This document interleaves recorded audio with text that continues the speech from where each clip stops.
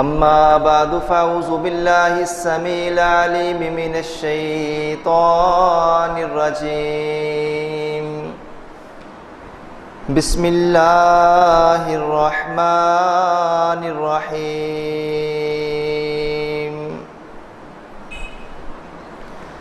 يا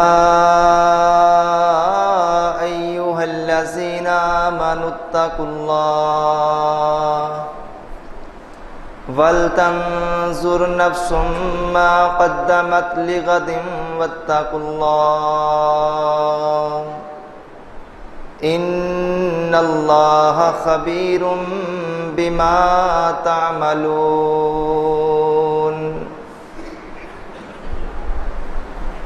ارشاد باری تعالی ہے، اے ایمان والو اپنے رب سے ڈر جاؤ، اور ہر شخص دیکھ لے کہ اس نے اپنے آنے والے کل کے لیے کتنی تیاری کی ہے. لوگو اللہ سے ڈر جاؤ، تمہارا رب تمہارے ایک ایک عمل اور ایک ایک حرکت سے اچھی طرح باخبر ہے.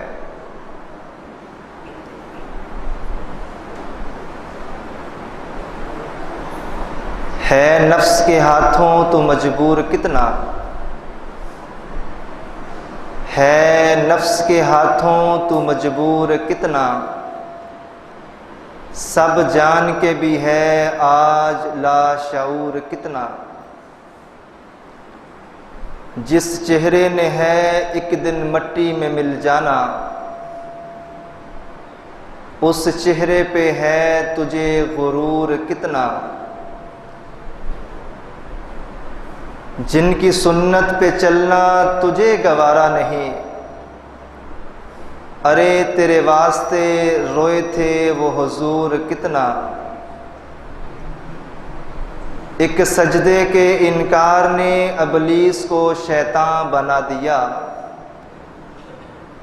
تو خود جان لے تیرا ہے قصور کتنا. تو نے چکھی ہے فقط گناہوں کی لذت، ارے تو کیا جانے کہ ذکر الہی میں ہے سرور کتنا. اللہ خالق العالم کی مختصر حمد و ثنا، جو اکیلا پوری کائنات کے نظام کو بڑی خوبصورتی سے چلا رہا ہے، وہ مالک ہمیشہ سے ہے اور ہمیشہ رہے گا. جب اس کائنات کے اندر کچھ نہیں تھا اللہ تب بھی موجود تھا، اور جب اس کائنات کے اندر کچھ بھی باقی نہیں بچے گا اللہ تب بھی موجود ہوگا. وہ اللہ جس نے کان کی ہڈی سے سنوایا، آنکھ کی پتلی سے دکھلایا اور زبان کی بوٹی سے بلوایا. ان گنت لاتعداد بے شمار ہر قسم کے جائز درود و سلام امام الانبیاء جناب محمد الرسول اللہ صلی اللہ علیہ وآلہ وسلم کی ذات اقدس کے لیے. عزیز بھائیوں، دوستوں، بزرگوں، نوجوان ساتھیوں، قابل عزت، قابل احترام پردہ نشیں میری اسلامی روحانی ماؤں بہنوں، میں نے آپ احباب کے سامنے پارہ نمبر 28 سورہ حشر کی آیت نمبر 18 تلاوت کی ہے. اس مناسبت سے آج کی ہماری گفتگو کا عنوان ہے محاسبے کا دن اور بخشش کی راہیں.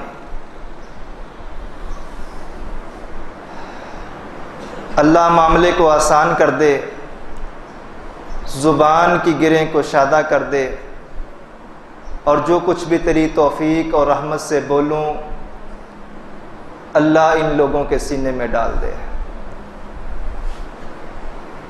آج رمضان المبارک کا آخری جمعہ ہے.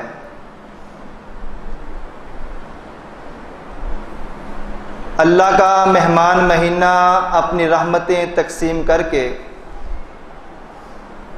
اپنی رحمتیں بانٹ کر ان قریب ہم سے الوداع ہونے والا ہے۔ جس انسان کے دل میں ایک رتی برابر بھی ایمان ہے، اسے رمضان کی جدائی کا، اس کے الوداع ہونے کا غم اور پریشانی ضرور ہے کہ اے اللہ، ایک وقت تھا کہ ہمیں رمضان کا انتظار تھا، پھر رمضان آیا اور اس قدر تیزی کے ساتھ گزرا کہ آج 24 روزے اپنے اختتام کو پہنچنے والے ہیں، اور رمضان المبارک اتنی تیزی سے اپنے اختتام کی طرف رواں دواں ہے۔ یہ گزرتا گیا اور رب کی رحمتیں برستی رہیں اور اللہ کی نعمتیں تقسیم کرتا رہا۔ جن کو اللہ نے توفیق دی اور جو خوش قسمت رمضان کے اس مبارک مہینے سے فائدہ اٹھا سکتے تھے، اللہ رب رحمان نے ان کو کھلی مہلت دے رکھی تھی، اور یہ گزر رہا ہے اور باقی کے ایام بھی گزر جائیں گے۔ جنہوں نے اس کا احترام کیا ان کا بھی گزر گیا، اور جنہوں نے سستی اور کاہلی میں یہ ایام گزار دیے، گزر ان کا بھی گیا ہے۔ اور جاتے جاتے ہمیں یہ رمضان پیغام دے کے جا رہا ہے، اے انسان، جس طرح یہ رمضان تم سے الوداع ہونے والا ہے، اے انسان، جس طرح یہ رمضان تم سے جدا ہونے والا ہے، اور تم اس رمضان سے اپنی آخری ملاقاتیں کر رہے ہو، ان قریب ایک وقت وہ بھی آنے والا ہے جب تیری ملاقات کے لیے لوگ تیرے آخری دیدار کے لیے آ رہے ہوں گے۔ اس ملاقات میں نہ کوئی ہاتھ ملائے گا، نہ کوئی گلے لگائے گا، نہ کوئی سلام بولے گا، لوگ آتے جائیں گے، تیرے کفن کی چادر ہٹاتے جائیں گے، انا للہ و انا الیہ راجعون پڑھتے جائیں گے، اور دوسروں کے لیے جگہ خالی کرتے ہوئے گزرتے چلے جائیں گے۔ یہ تیری اور میری اور اس دنیا کے کائنات کے لوگوں کے ساتھ آخری ملاقات کی چند جھلکیاں ہوں گی۔ پھر لوگ تیرا کوئی رکھ رکھاؤ نہیں کریں گے، لوگ تیرا بالکل بھی لحاظ نہیں کریں گے، لوگوں کی ساری محبتیں، الفتیں، شفقتیں ٹوٹ کے بکھر جائیں گی، اور چند ہی لمحوں میں لوگ تجھے منو دیر مٹی کے اندر دفن کر کے اپنے اپنے کاموں میں مشغول ہو جائیں گے۔ پھر جیسے جیسے وقت گزرتا جائے گا، تیری قبر کی مٹی پرانی ہوتی چلی جائے گی، لوگوں کے دلوں میں، لوگوں کے ذہنوں سے تیری یاد بھی آہستہ آہستہ کم ہوتی چلی جائے گی۔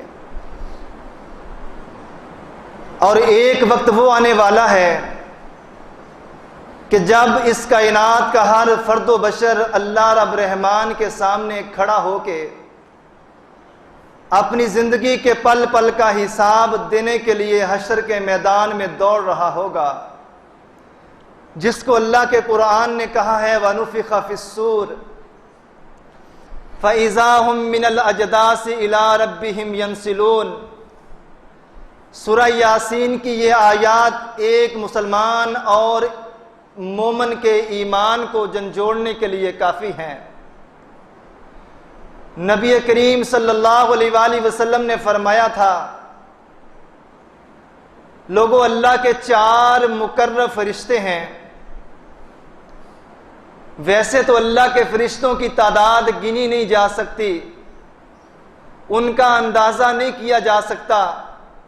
ابھی چند لمحوں کے بعد فرشتوں کی تعداد کے حوالے سے میں 1-2 حدیث آپ کے سامنے رکھوں گا تو آپ کو اندازہ ہو جائے گا۔ لیکن فرشتوں میں سے 4 اللہ کے مقرب اور اللہ کے برگزیدہ فرشتے ہیں جن کو تمام فرشتوں سے زیادہ مقام حاصل ہے۔ ان میں ایک جبرائیل علیہ السلام ہے، ایک میکائیل ہے، ایک اسرافیل ہے، اور چوتھے کا نام ملک الموت ہے جس کو عزرائیل بھی کہا جاتا ہے۔ میرے نبی نے فرمایا کہ 4 اللہ کے مین فرشتے اللہ نے ان کی ڈیوٹیاں لگائی ہوئی ہیں۔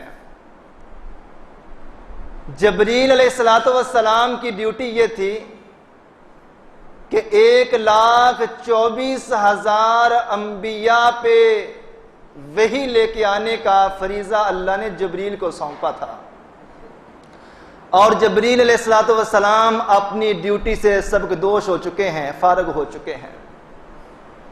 اور دوسرا فرشتہ میکائیل علیہ السلام اگرچہ ساری کائنات کے نظام کو چلا اللہ رہا ہے، اور ان فرشتوں کی ڈیوٹیاں اور ذمہ داریاں بھی اللہ مالک نے لگائی ہوئی ہیں۔ میکائیل کی ڈیوٹی یہ ہے کہ زمین کے اوپر بارشیں اللہ کے حکم سے نازل کرتا ہے، اللہ رزق کا حکم دیتا ہے، اور وہاں تک اللہ کے بندوں تک ان کا رزق پہنچانا یہ میکائیل کی ڈیوٹی ہے۔ اور ایک فرشتہ عزرائیل جس کو ملک الموت کہا جاتا ہے، بظاہر دیکھنے میں بڑا سخت دل ہے، لیکن اس بیچارے کی بھی مجبوری ہے۔ جب اللہ اس کو کسی کی جان لینے کا حکم دیتا ہے، باوجود محبتوں الفتوں کے، باوجود نازک حالات کے، یہ فرشتہ رب کبریا کے حکم کی فرما برداری کرتا ہے، اور جب جہاں جس کی جان لینے کا اللہ حکم دیتا ہے یہ فرشتہ اس کو جا کے دبوچ لیتا ہے۔ اور ایک چوتھا فرشتہ جس کا نام اسرافیل ہے، نبی علیہ السلام نے فرمایا جب سے اللہ نے زمین و آسمان کو پیدا کیا ہے، جب سے اللہ نے اس کائنات کو بنایا ہے، انسانوں کو بنایا ہے، اللہ نے آج تک اس فرشتے سے کوئی کام نہیں لیا۔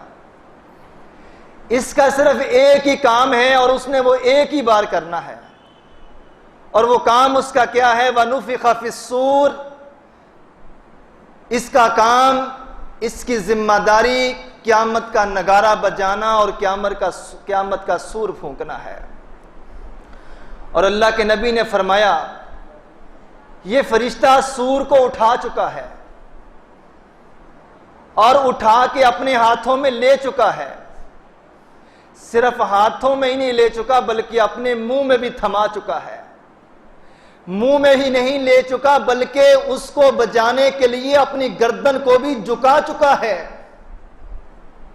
اس کی ذمہ داری سور پھونکنے کی ہے، اور یہ فرشتہ اللہ کی فرما برداری میں اس قدر پیش ہے، اتنا بھی لیٹ نہیں کرنا چاہتا کہ میرا رب مجھے سور پھونکنے کا حکم دیں، قیامت کا نگارہ بجانے کا حکم دیں، اور اس حکم کے بعد میں سور کو ہاتھ لگاؤں، پکڑوں، پھر منہ میں لوں، پھر بجانے کے لیے جھکوں۔